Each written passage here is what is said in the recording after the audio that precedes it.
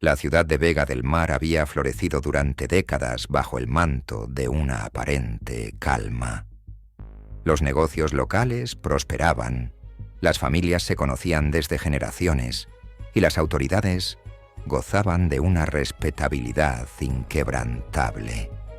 Sin embargo, bajo la superficie de esta aparente paz, una serie de crímenes no resueltos había comenzado a resquebrajar la ilusión de tranquilidad. Las desapariciones que empezaron en 1998 y se extendieron hasta bien entrado el 2010 eran apenas susurros en las sombras, con cuerpos que rara vez se encontraban y, en muchos casos, ni siquiera se sabía si las víctimas estaban vivas o muertas. Estos casos, todos relacionados con jóvenes mujeres, habían sido una mancha persistente que nadie podía borrar, hasta que en 2022, un descubrimiento en un cementerio abandonado trajo a la luz una serie de verdades oscuras.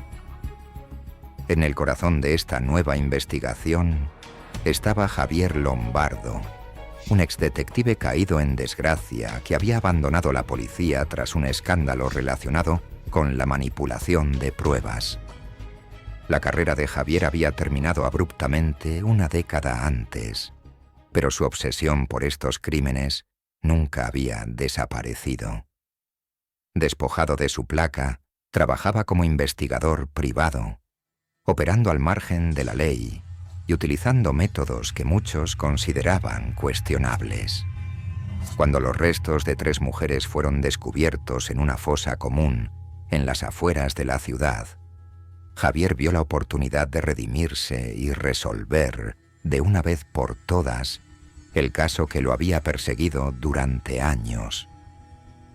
Los cuerpos hallados en el cementerio abandonado eran de mujeres que habían desaparecido entre 2001 y 2005.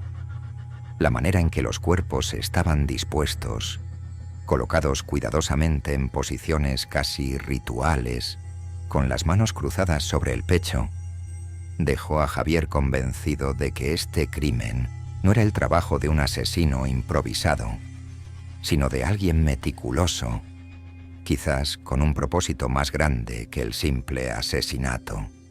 Los primeros días de la investigación fueron frustrantes. La policía local, liderada por el comisario Rafael Gutiérrez, un hombre de carácter fuerte y poca paciencia, se mostró reticente a permitir que Javier se involucrara. Pero Javier tenía un as bajo la manga, una vieja amistad con Sofía Morales, una periodista de investigación que había seguido el caso desde sus inicios y que había desarrollado sus propios contactos en los círculos más oscuros de Vega del Mar. Sofía y Javier formaban un dúo peculiar.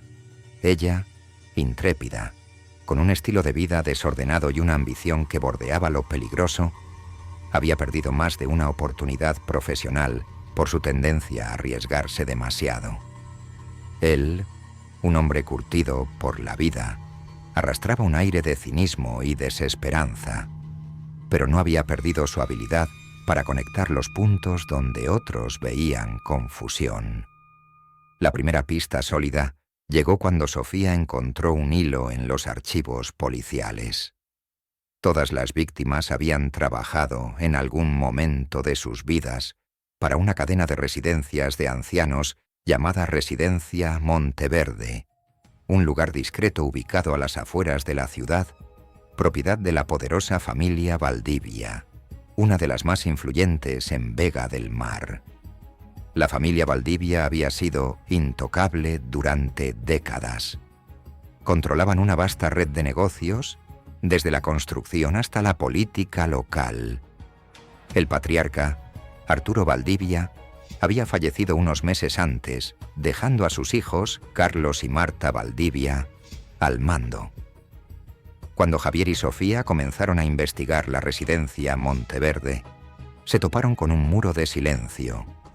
Exempleados hablaban de extrañas desapariciones de trabajadoras, pero ninguna denuncia había prosperado. Las jóvenes simplemente dejaban de presentarse, y cuando las familias o amigos intentaban seguir su rastro, eran desviados por procedimientos burocráticos y respuestas vagas. Javier sabía que no podía abordar a los Valdivia de manera directa sin levantar sospechas. Decidió comenzar con los empleados actuales de la residencia.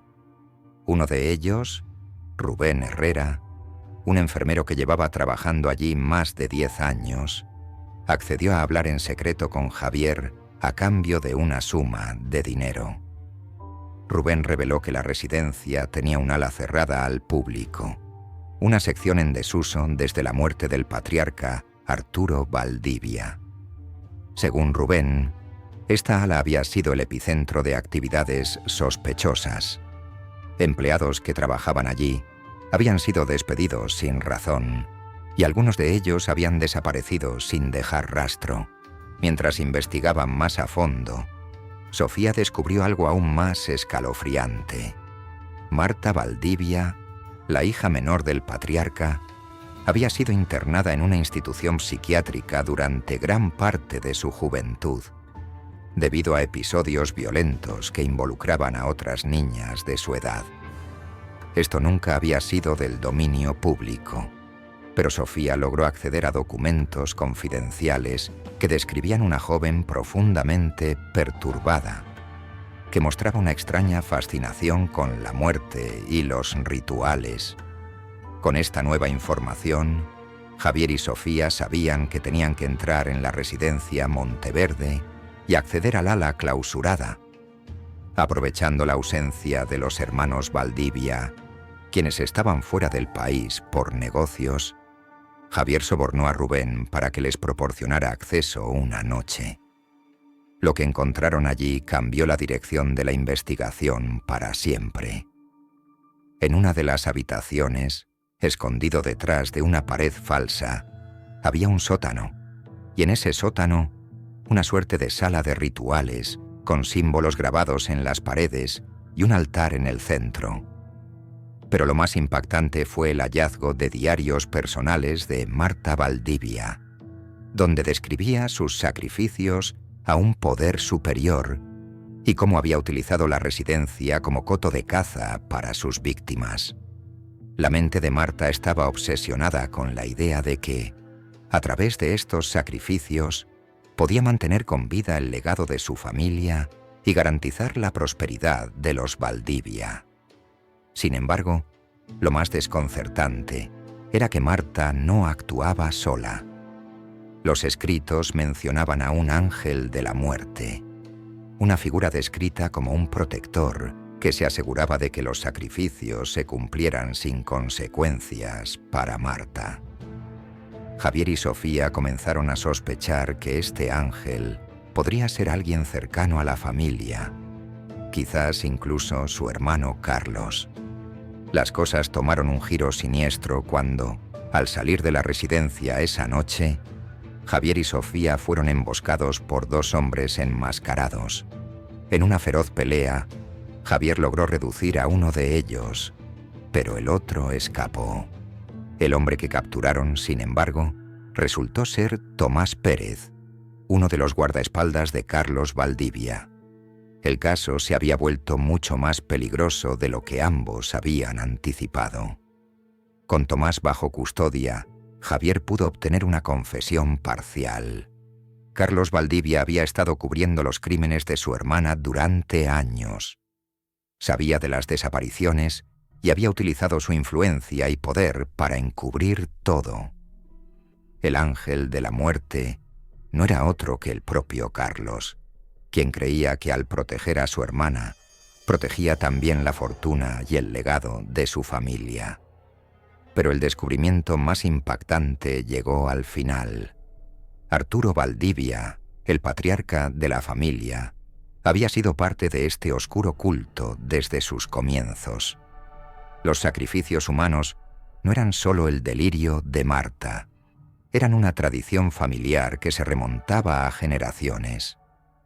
Arturo había iniciado a sus hijos en este oscuro legado, y tanto Carlos como Marta habían seguido sus pasos. Con esta revelación, Javier y Sofía sabían que tenían suficiente para destruir a los Valdivia. Pero también sabían que no sería fácil. La influencia de la familia era vasta y su red de aliados extensa. Antes de que pudieran llevar la información a las autoridades, Sofía fue secuestrada. Javier, ahora solo, tuvo que enfrentar el mayor dilema de su vida. Si iba tras los Valdivia, arriesgaba la vida de Sofía. Pero si se mantenía en silencio, los crímenes continuarían impunes. En una jugada final, Javier armó un plan desesperado. Hizo público todo lo que había descubierto, entregando los diarios de Marta y las confesiones de Tomás a un periódico nacional. La historia se convirtió en un escándalo mediático, y las autoridades, bajo la presión pública, no tuvieron más remedio que intervenir. Carlos Valdivia fue arrestado mientras intentaba huir del país, y Marta fue capturada en un monasterio abandonado donde planeaba continuar con sus rituales. Las autoridades descubrieron varias fosas adicionales en la residencia, y los cuerpos de al menos 10 mujeres más fueron recuperados. Sofía fue rescatada días después, gravemente herida, pero con vida. Y aunque los Valdivia fueron finalmente destronados, el legado de sus crímenes permanecería por siempre en la memoria de Vega del Mar. Javier, habiendo expuesto uno de los mayores horrores de su carrera, finalmente encontró la redención que tanto buscaba. Pero en el proceso, también se dio cuenta de que las verdaderas sombras nunca desaparecen del todo. En el apacible pueblo de Santa Oliva, enclavado entre los vastos campos de olivares que se extendían hasta el horizonte, una calma sofocante dominaba el ambiente. El lugar, famoso por sus aceites de oliva, había disfrutado de una aparente tranquilidad durante décadas, una paz solo interrumpida por las festividades anuales en honor al patrón del pueblo. Sin embargo, bajo la superficie de esta serenidad se ocultaban secretos antiguos y oscuros, alimentados por un legado familiar que atravesaba generaciones. Era el verano de 2023 cuando una tormenta estalló sobre el pueblo, trayendo consigo no solo un diluvio de agua, sino también una serie de descubrimientos macabros que cambiarían Santa Oliva para siempre. En las primeras horas de la mañana, durante una cosecha temprana, un grupo de jornaleros encontró algo extraño en el campo de la familia Crespo, uno de los linajes más poderosos de la región. El suelo erosionado por la lluvia torrencial había dejado al descubierto los huesos de varios cuerpos humanos, enterrados de manera rudimentaria. Los cuerpos, al menos 6, estaban alineados en una zanja profunda entre los olivares. Marcos Vega, el jefe de la policía local, fue el primero en llegar al lugar. Con más de 20 años en el cargo, Marcos conocía a todos en el pueblo, pero jamás había enfrentado algo tan perturbador. A medida que los forenses excavaban el lugar, el número de cuerpos aumentaba, y pronto quedó claro que los restos no eran recientes. Algunos databan de más de 20 años, mientras que otros eran más recientes. El hallazgo estremeció al pueblo y despertó temores enterrados desde hacía décadas. Santa Oliva siempre había sido gobernada por las familias más antiguas, los Crespo, los López y los Álvarez, quienes habían amasado fortunas a través de los olivares. Sin embargo, la familia Crespo era, sin duda, la más influyente, encabezada por Alejandro Crespo, un hombre enérgico en sus 70 años, que siempre había mantenido una imagen intachable ante la comunidad. Su hijo, David Crespo, manejaba el día a día de los negocios familiares con mano firme y discreta, y su esposa, Elena, era conocida por su activa participación en eventos de caridad. El descubrimiento de los cuerpos en las tierras de los Crespo puso a la familia bajo el foco de la investigación. Pero en un pueblo donde las lealtades estaban profundamente arraigadas, No fue fácil para Marcos Vega reunir información. A pesar del horror del hallazgo, muchos de los habitantes permanecían en silencio, temerosos de lo que se podía desenterrar, no solo en los olivares, sino en las memorias colectivas del pueblo. Una pieza clave en la investigación fue Ana Rodríguez, una periodista local que trabajaba para el pequeño periódico de la región. Ana, que había crecido en Santa Oliva, había oído historias desde su niñez sobre desapariciones misteriosas, aunque siempre habían sido atribuidas a personas que simplemente habían decidido irse. Ahora, con la evidencia tangible ante ella, Ana estaba decidida a descubrir la verdad, incluso si eso significaba enfrentarse a las familias más poderosas del pueblo. Ana comenzó su investigación hablando con los más ancianos del pueblo, quienes al principio se mostraban reacios a discutir sobre el pasado. Sin embargo, su persistencia la llevó a descubrir algo inquietante.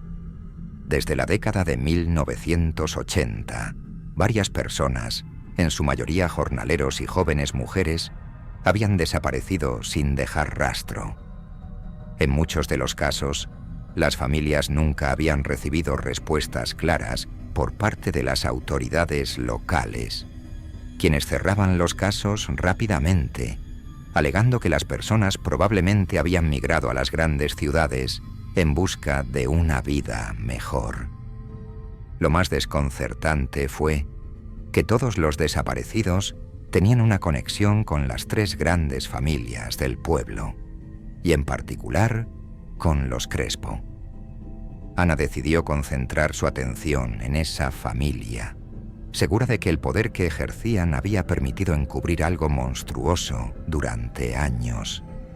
Mientras tanto, Marcos Vega se encontraba cada vez más aislado dentro de su propio equipo. La presión sobre él para dejar la investigación o desviar la atención era constante. Recibía llamadas anónimas, cartas amenazantes e insinuaciones sutiles de que había cosas que era mejor no remover.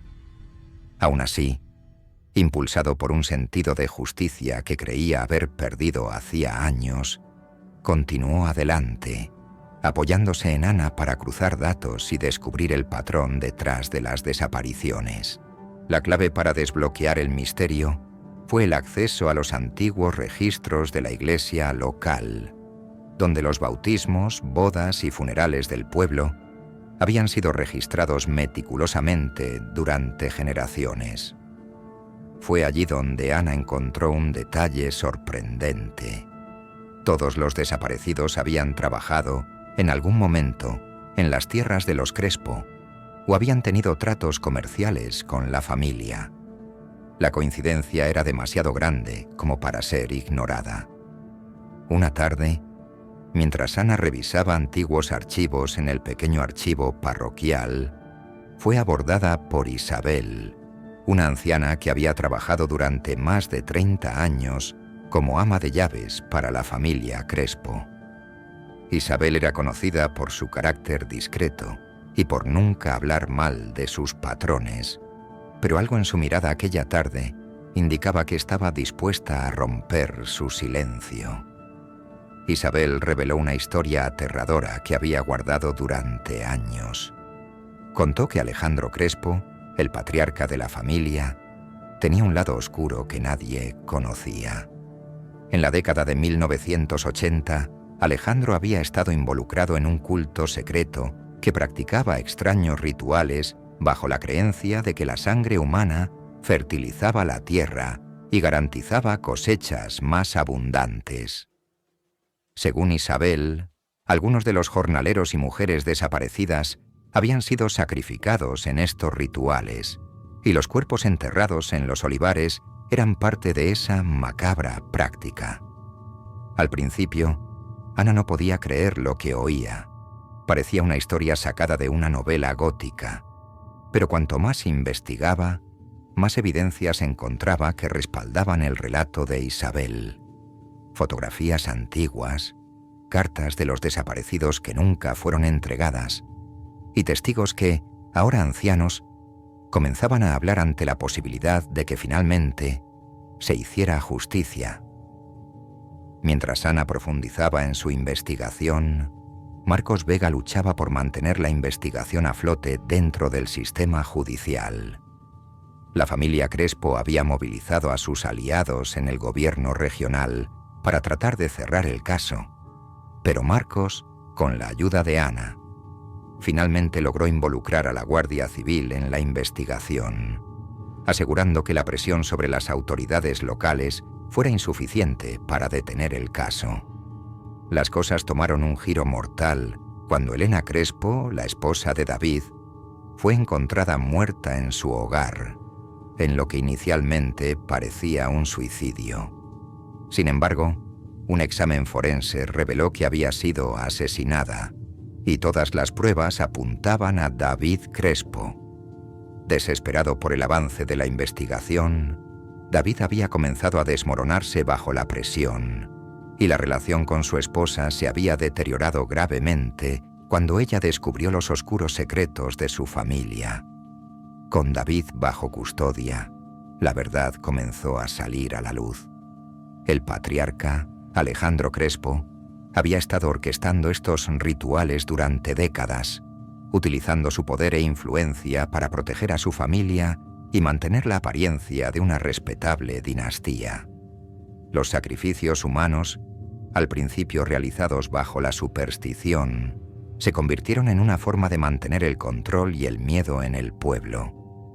El desenlace llegó cuando, durante un interrogatorio, David confesó que el último sacrificio había sido realizado en 2010 y que Alejandro planeaba reanudar los rituales tras una pausa de más de una década.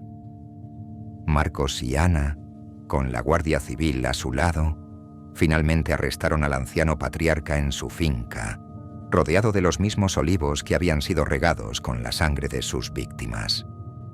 Alejandro, en su última entrevista, mostró una frialdad aterradora, afirmando que todo lo que había hecho era por el bien de su familia y del pueblo, y que su legado continuaría, con o sin él. Fue condenado a cadena perpetua, pero las cicatrices que dejó en Santa Oliva nunca desaparecerían. Ana, tras años de lucha por la verdad, finalmente vio cómo su trabajo sacaba a la luz uno de los secretos más oscuros del pueblo. Sin embargo, la victoria no vino sin un costo. El impacto psicológico de los horrores que había descubierto la dejó marcada para siempre, y el pueblo, aunque libre de la influencia de los Crespo, nunca volvió a ser el mismo. Con el tiempo, los olivares volvieron a florecer, pero los campos de Santa Oliva quedaron imbuidos de una historia de sangre y silencio. Los habitantes sabían que los secretos del pueblo habían sido desenterrados, pero también sabían que en las sombras de cualquier comunidad siempre queda algo por descubrir, algo que se niega a morir del todo, al igual que el legado de los Crespo, cuyas raíces, como los olivos, se extienden en lo profundo de la tierra, esperando el momento adecuado para volver a surgir.